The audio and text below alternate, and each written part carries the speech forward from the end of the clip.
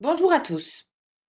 Nous allons vous présenter aujourd'hui le livret pédagogique et la manière de le remplir lors du stage en situation de vos stagiaires pédagogiques en formation MF1. Ce livret pédagogique, en fait, est un service en circulation depuis l'année dernière maintenant, mais il nous a paru intéressant de pouvoir vous présenter le livret par lui-même, mettre en évidence ce qui a évolué, ce qui a changé, afin de pouvoir vous accompagner au mieux dans le remplissage et puis dans l'apport pédagogique que vous aurez à faire auprès de vos stagiaires. Alors pour commencer, nous allons parler du livret par lui-même et puis des principaux changements qu'il y a eu entre l'ancienne version et la nouvelle version, avant de rentrer dans un détail plus important de comment le remplir et quelles sont les attentes que l'on a au niveau de ce livret. Alors tout d'abord, il nous paraissait important de revenir sur quelques fondamentaux. Tout d'abord, l'entrée en stage pédagogique. Elle peut se faire aujourd'hui par deux voies possibles. Ce n'était pas le cas avant. Là, on a vraiment deux voies possibles et clairement identifiées au niveau du cursus fédéral. La première, c'est une filière classique au travers d'un stage initial de 35 heures qui se fait donc à l'issue de l'examen guide de Palanquet niveau 4. Et le deuxième voie possible, qui est la filière par capitalisation, qui est en fait un module complémentaire d'enseignement de 20 à 40 mètres, qui dure 7 heures et qui est réservé aux guides de Palanquet niveau 4, alors qu'ils soient FFESSM associés ou ANMP, pardon, et également titulaire de l'initiateur FFESSM et du module d'enseignement de 6 mètres à 20 mètres, datant de moins de 3 ans, ou alors en effet, si la personne, le stagiaire, est un BPGEPS. L'entrée en stage pédagogique, en fait, va donner justement accès à ce livret pédagogique qui sera valable 3 ans et qui devra être rempli pendant le stage en situation. Sans ce livret pédagogique, le stage de situation n'est absolument pas envisageable. Pendant son stage, le stagiaire MF1 devra donc effectuer un certain nombre de séances par module de formation du livret et ces séances devront être validées comme acquises afin de procéder à la validation complète du module pédagogique par le tuteur. On va revenir évidemment sur ces notions de séances, de modules qui sont un peu parfois confuses, mais qui en fait sont très bien expliquées au niveau du livret. Alors, un petit rappel sur le contenu de ce livret. Il va contenir plusieurs enseignements, plusieurs pédagogies, plusieurs grandes parties. On va avoir tout d'abord de la pédagogie de l'enseignement de la pratique. Donc ça, évidemment, c'est la partie pratique qui se passe dans l'eau, avec 3 modules de formation qu'il va falloir valider. Un module de formation pour l'enseignement de 0 à 6 mètres, un module de formation pour l'enseignement de 6 mètres à 20 mètres, un module de formation pour l'enseignement de 20 mètres à 40 mètres. En parallèle, on aura la même chose sur la pédagogie de l'enseignement de la théorie, avec 2 modules de formation que le stagiaire MF1 devra valider. La formation pour l'enseignement des niveaux 1, 2, PA12, PA20 et PE40, et puis un module de formation pour l'enseignement au niveau plutôt autonomie, donc niveau 3, guide de Palanquet niveau 4, DPN5, PA40 et puis PE60. Le troisième point, troisième grande partie que l'on va trouver dans le livret, c'est l'organisation et la sécurisation de l'activité, qui va reprendre en effet tous les fondamentaux de directeur de plongée, et donc qui va permettre de voir dans quelle mesure notre stagiaire pédagogique est capable d'organiser, de sécuriser l'activité, quel que soit d'ailleurs le thème choisi, que ce soit en exploration, que ce soit en formation, que ce soit sur des plongée particulière, type plongée de nuit, plongée avec courant, etc. Et puis le dernier module qui est à valider, c'est l'organisation de cursus de formation, où là, en fait, on va demander aux stagiaires MF1 d'avoir une visibilité complète d'organisation de cursus de formation sur l'ensemble des niveaux de la FFE-SSM, des niveaux de plongeurs. Dans chacun des modules, on va avoir des séances qui vont être donc à réaliser par le stagiaire. Et donc, sur chacune des séances, et ça, c'est notamment au niveau de la pédagogie de l'enseignement, que ce soit en pratique ou en théorie, elles vont être composées de 3 phases, des phases de conception, des phases de réalisation et des phases d'évaluation. Alors, si on devait faire un petit comparatif entre ancien cursus et nouveau cursus, on va voir quand même quelques différences. On retrouve des modules relativement similaires, mais après, dans la façon dont ils sont découpés, on a un peu plus d'hétérogénéité dans le nouveau cursus.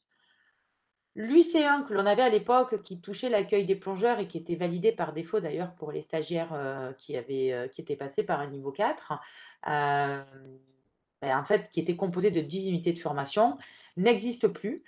Il est en fait complètement pris partie intégrante, il fait partie intégrante des modules d'enseignement pratique et théorique, puisqu'il y a une notion d'accueil des plongeurs qui est prise en compte dans ces modules-là. On avait une UC2 à l'époque, qui était l'unité de conception pédagogique, composée de 10 unités de formation. On va la retrouver au niveau de l'organisation du cursus de formation, où là, on va plutôt travailler dans un cursus dans sa globalité. Et donc, c'est ce que j'expliquais précédemment, c'était la validation de chaque cursus fédéral qui va être importante de donner cette visibilité de l'ensemble de ces cursus à notre stagiaire.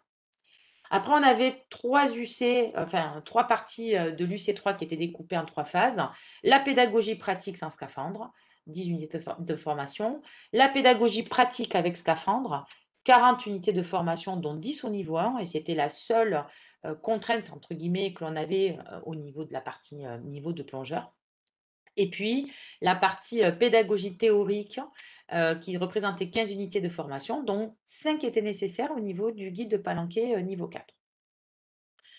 Là, on va avoir dans cette UC3, elle va être composée donc des 2 modules d'enseignement pédagogique, des 2 grands pavés d'enseignement pédagogique que composent donc la pratique et la théorie, avec, comme je vous l'expliquais tout à l'heure, des séances qui sont à valider dans des espaces différents. Donc, une obligation du stagiaire pédagogique d'effectuer des formations de 0 à 6 mètres, de 6 à 20 mètres et de 20 à 40 mètres. Dans chacun de ces modules, on aura donc des séances à valider partiellement, c'est-à-dire par phase de conception, réalisation ou évaluation. Et par contre, il y en aura automatiquement 2 parmi les 5 séances qui devront être validées complètement, c'est-à-dire sur l'ensemble des 3 phases. Il en est de même pour la partie théorique, avec justement les deux pans que l'on avait entre la théorie du plongeur du niveau 1 au PE40 et puis les formations pour les plongeurs en autonomie, donc du PA40 au DP niveau 5. On avait la participation recommandée donc à un examen guide de Palanquet complet qui était optionnel dans l'ancien cursus. C'est toujours le cas dans le nouveau cursus. Et puis on avait nos UC 4 et 5 qui correspondaient à la partie site de plongée organisation avec 10 unités de formation et l'UC 6 qui correspondait à 4 unités de formation de sécurisation de l'activité qui sont aujourd'hui regroupées dans un module donc unique à valider qui a organisé et sécurisé l'activité et la même topo. 5 séances sont à valider, dont 2 complètes. Alors, ce qui change au-delà du cursus et du type de séance, c'est principalement 3 choses. La première, c'est la validation des séances en tant que telles. On ne tient plus compte du critère quantitatif, puisqu'avant, on demandait de valider des unités de formation, donc autant d'un nombre de temps par UC à valider. Et donc, on comptait le nombre de séances. Là, aujourd'hui, c'est toujours le cas, on a un nombre minimum de séances à faire. Ceci étant dit, on a rajouté quelque chose de très important qui est un critère qualitatif, puisque pour chaque thème travaillé, validé, enfin à valider et chaque phase du cours à donner, on devra travailler avec le stagiaire sur des notions d'acquisition, de non-acquisition, d'acquisition en cours ou de non-travaillé. Et ça, c'est quelque chose d'important parce que le fait de faire une séance ne suffit plus à valider le livret. On attend d'avoir une séance qui corresponde aux critères qualitatifs que l'on doit positionner et apporter à notre stagiaire pédagogique pour lui donner toutes les billes lui permettant de reproduire ce cours sur d'autres thématiques. La deuxième chose qui est importante, c'est la prise en compte d'une grande hétérogénéité de séances avec des profondeurs de travail différentes, des cursus différents, pas uniquement du niveau 1, du baptême, etc., mais au contraire vraiment de balayer l'ensemble des cursus fédéraux, que ce soit en théorie ou en pratique, et en effet avec une théorie qui va évoluer en fonction des niveaux de plongeurs formés aussi. Donc là, balayer au maximum le champ des possibles en termes de formation. La deuxième chose qui change, c'est la validation des modules. Donc, on avait les validations des séances, on les a vues, mais une fois que chaque module est fait, on les a vus, les modules de l'enseignement de 0 à 6 mètres, de 10 à 20 mètres par exemple, et de 20 à 40. À la fin de chaque module, il va y avoir une validation finale qui devra être effectuée par le tuteur de stage E4. C'est à ce moment-là, Une fois que les séances auront été notées et validées par le stagiaire, qu'il aura fait bien évidemment avec son tuteur, qu'il va y avoir une validation globale à faire. C'est-à-dire qu'à un moment donné, le E4 va s'engager sur la capacité du stagiaire pédagogique à valider, en tout cas avoir compris l'intégralité des axes de compétences qu'on lui demande au travers de son cursus. Et ça, c'est important parce que c'est à ce niveau-là qu'on va valider ou pas le module. Alors, bien évidemment, on apposera le tampon une fois que le module sera validé, mais c'est important parce que c'est vraiment à ce moment-là que le tuteur de stage 4 va apposer sa signature et sa validation. Alors, peut-être un petit point de précision, on peut avoir plusieurs tuteurs de stage. On peut avoir plusieurs tuteurs qui vont valider des modules différents en fonction de l'origine, entre guillemets, du stagiaire. On peut avoir des stagiaires qui auront validé certains modules ou certaines séances dans certains clubs et d'autres dans d'autres. Ben, automatiquement, ce qui va importer, c'est la validation donc finale que l'on aura du module qui pourra être faite pour tel enseignement par un tuteur E4, pour tel autre enseignement par un autre tuteur E4. Ça n'a pas d'importance, l'essentiel, c'est qu'en effet, cette validation, elle soit bien complète à la fin du module de formation. Et enfin, la dernière chose qui change au-delà du cursus, c'est la dématérialisation du livret. On a des pages, et on va y revenir juste après, relatives à la fiche d'identité du candidat, à tout ce qui va toucher l'exemption de stage initial, le stage initial lui-même ou le module complémentaire de 20 à 40 mètres qui seront délivrés par la CTR. Il en est de même d'ailleurs pour le stage final, hein, puisque la validation du stage final est faite et délivrée par la CTR. Le reste du carnet est entièrement dématérialisé. Donc, il appartient au candidat d'utiliser le nombre de pages nécessaires pour la validation des différents types de séances. Alors, si on revient plus en détail au niveau de la dématérialisation, peut-être un petit point pour les centres organisateurs de stages initiaux.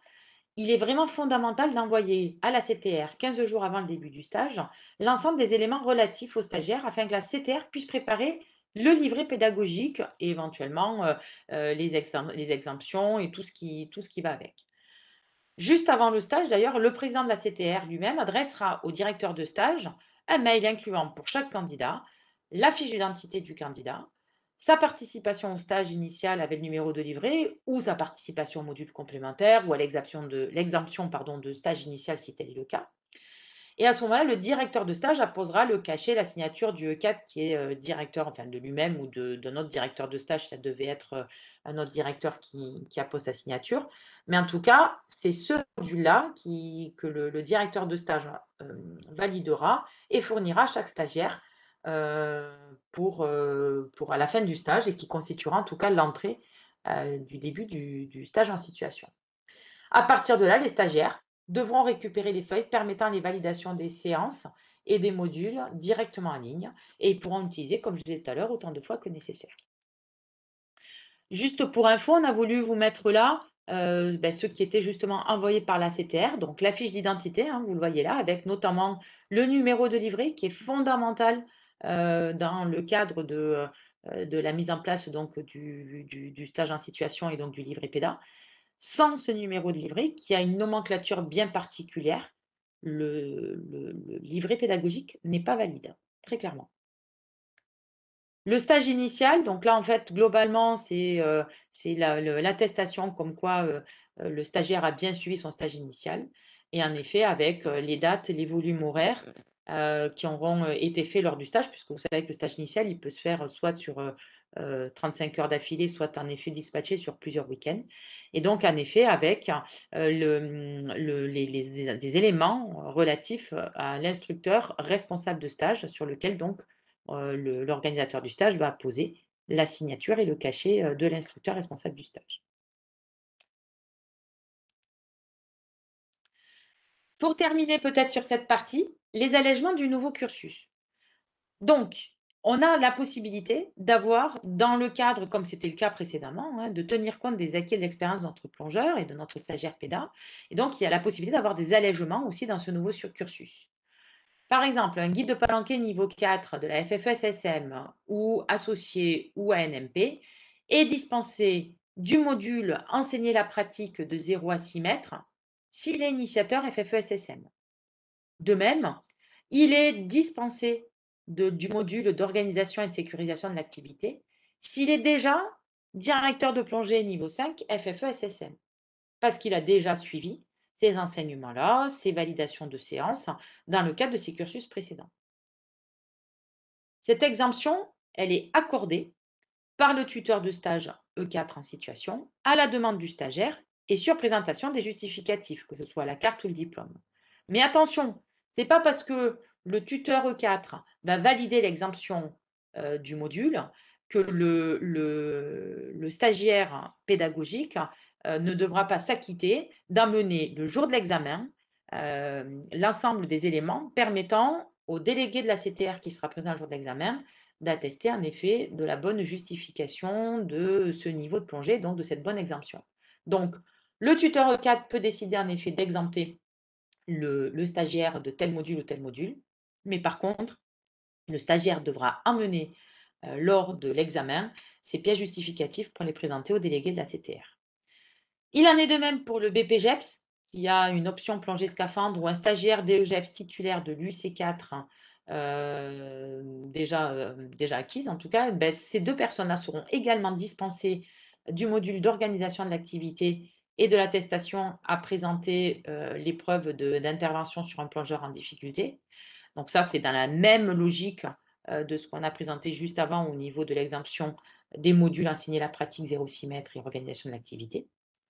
Mais il est aussi exempté du stage initial en tant que BPGEPS ou stagiaire DEGEPS titulaire de l'UC4. Voilà ce que l'on voulait vous présenter au niveau du livret. Et nous allons passer maintenant à la partie mode d'emploi du livret pédagogique.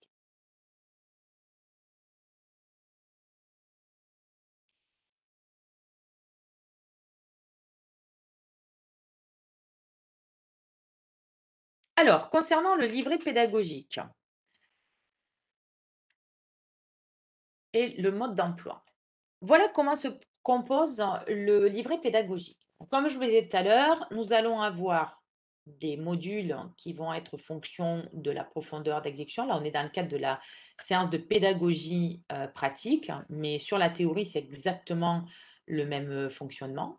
On a évidemment la date à laquelle a été réalisée la séance, le niveau qui a été travaillé, le thème qui a été travaillé. Et comme vous pouvez le constater, sur chaque module, on a des séances qui sont à valider qui se composent autour de 3 grandes phases. Une phase de conception, une phase de réalisation et une phase d'évaluation. Ça veut dire qu'on va demander à notre stagiaire pédagogique de savoir concevoir un cours, de savoir le réaliser et de savoir l'évaluer à quelque niveau que ce soit, c'est-à-dire l'évaluation, que ce soit une évaluation initiale, une évaluation formative ou en effet une évaluation finale.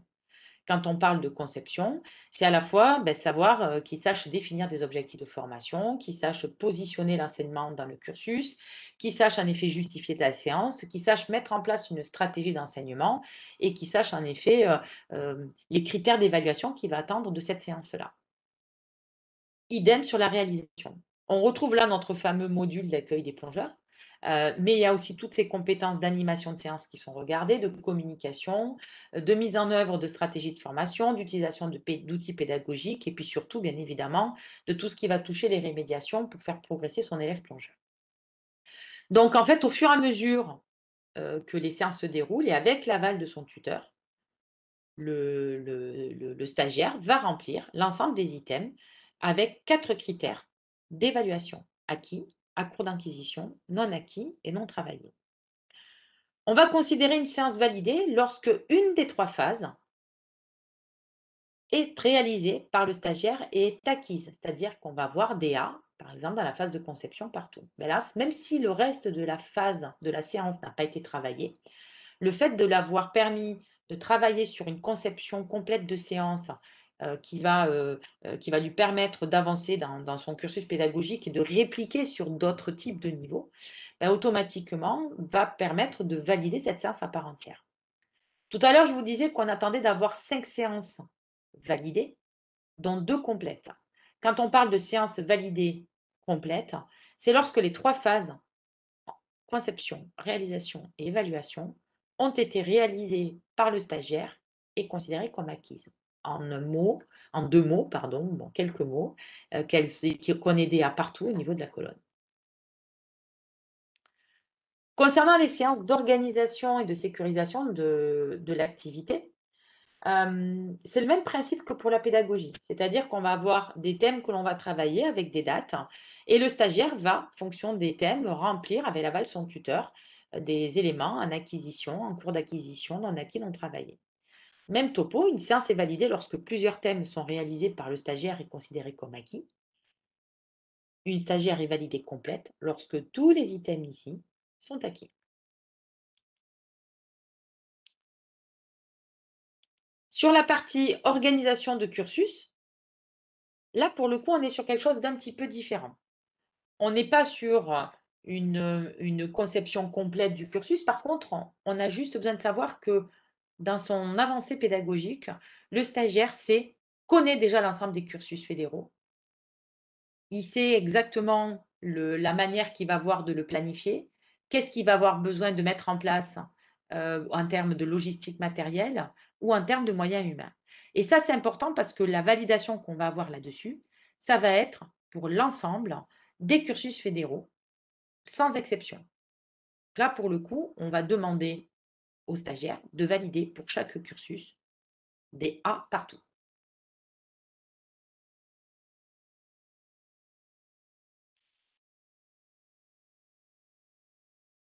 Je vous parlais tout à l'heure de la validation des modules par le E4. Voilà comment il se présente. À la fin de chaque module de formation, il y a une feuille dans laquelle le E4 doit valider dans son intégralité, pas de validation par séance, hein, mais vraiment sur le module complet, l'acquisition donc des compétences demandées.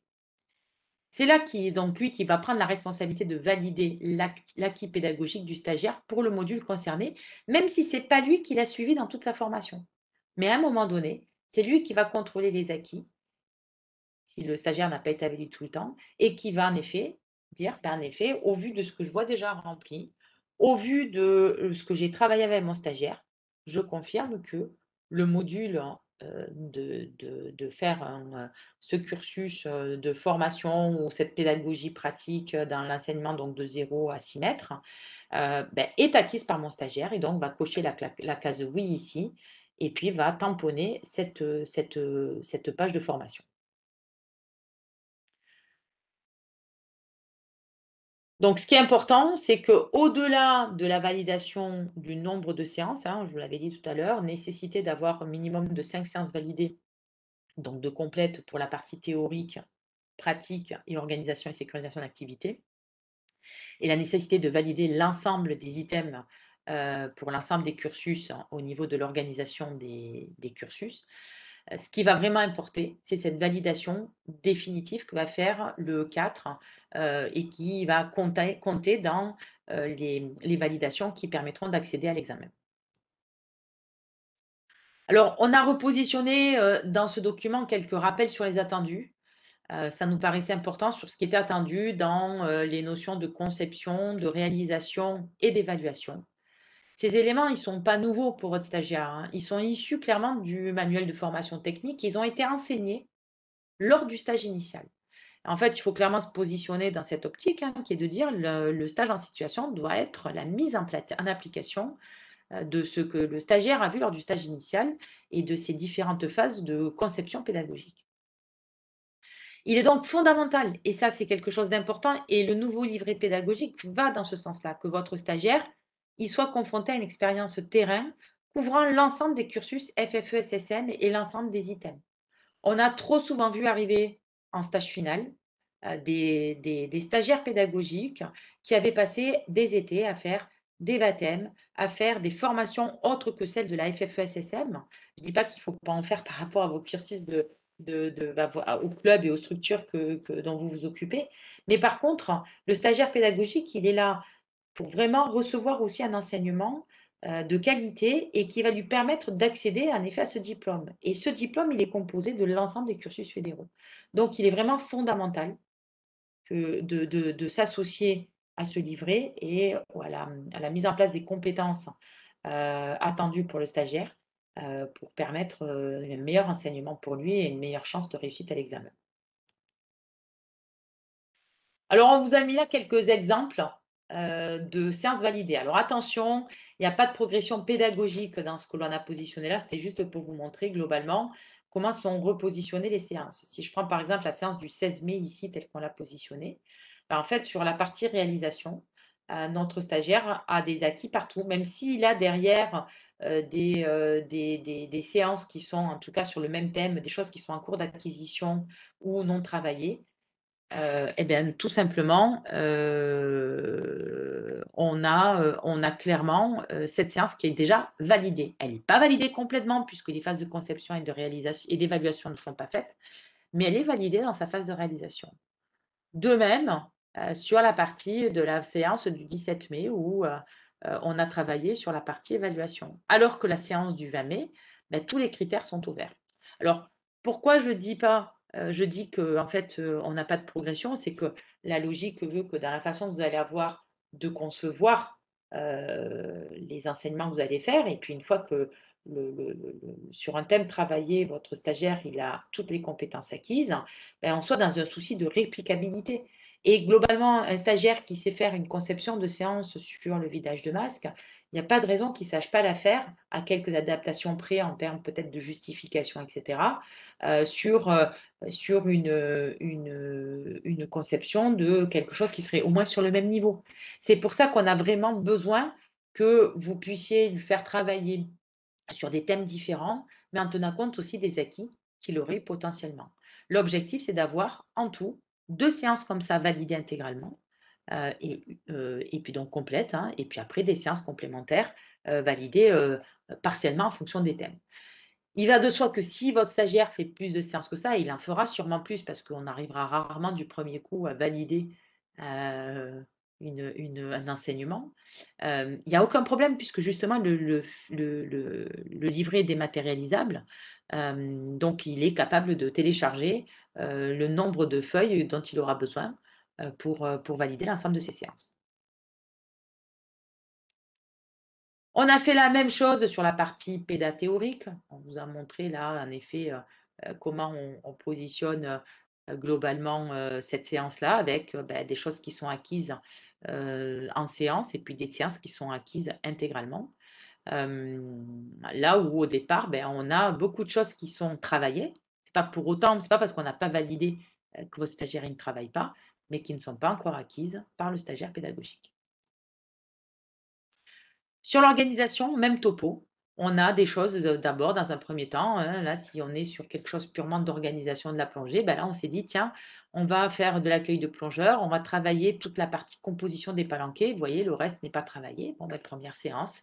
Le stagiaire est en cours d'acquisition, donc cette séance, évidemment, n'est pas validée.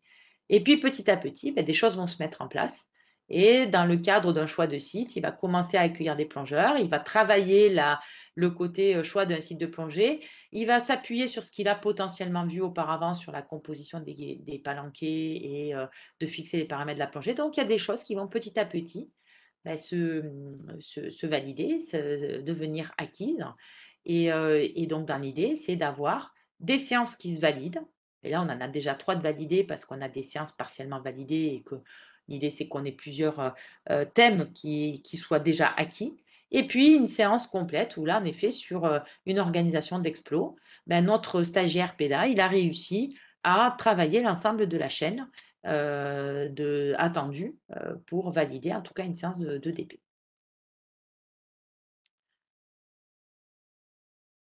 Pour finir sur le dernier module qui est la validation des cursus de formation, eh bien, dans la façon de remplir le carnet, là typiquement, voilà, on a mis en place des niveaux, donc là qui peuvent se faire évidemment de façon, complètement indépendante. Donc, on a repositionné l'ensemble des niveaux attendus et puis on a positionné justement où en était le stagiaire dans l'acquisition de ces niveaux.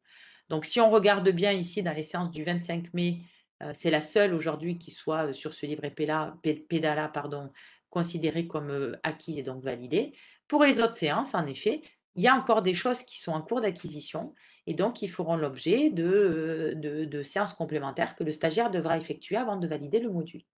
Alors que sur les séances juste en dessous, on a des acquisitions partout. Donc globalement, là, par rapport à la validation du module d'organisation de formation, sur cet exemple-là, il faudra que le stagiaire refasse encore du niveau 2, puisqu'il n'est pas acquis complètement, du niveau 3, du GPN4 et du DPN5, avant d'avoir la validation complète du module cursus, organisation d'un cursus de formation.